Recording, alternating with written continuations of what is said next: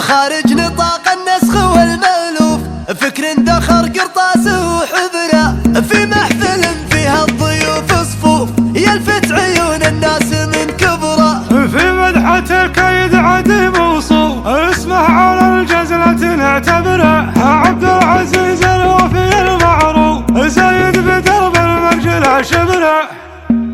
اقدح القافية فكري وصوغ الجزايل، من بحور القصايد لا تخلي شري، لقد احتفز نادي فوق رؤوس الفتايل، ندار بيوت شعري تختزنها الفري. مرحبا عد ما لاحت بروق المخايل، في حافل قرمن وكايد فعول وولد.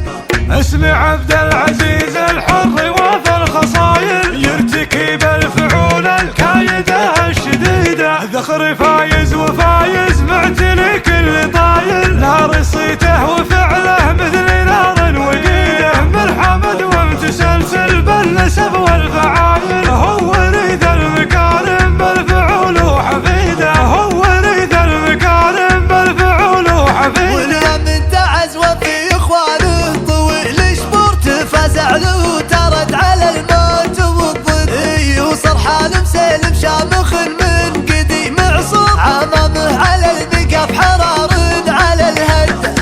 خوره ليصك الزمن تدحم الطابور، يكم عايل وقت الوضع والسم وخده، سلايل بني عكس الوضع صيتها مشهور، شايد تردوس الخطر دومي وترده. اقدح القافية فكري وصوغ الجزايل، من بحور القصايد لا تخلي شري، لقد احتفز نادي فوق رؤوس الفتايل، ندار بيوت شعري تختزنها الفري. مرحبا عد ما لاحت بروق المخايل، في حافل قرمن وكايد فعول وولد.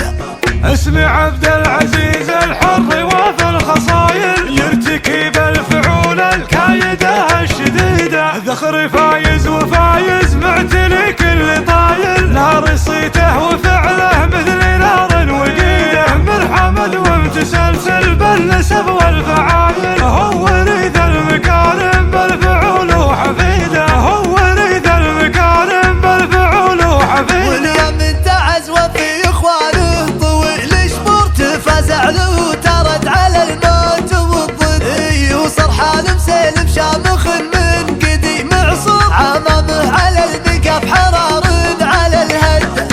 خوره ليصك الزمن تدحم الطابور، يكم عايل وقت الوضع والسم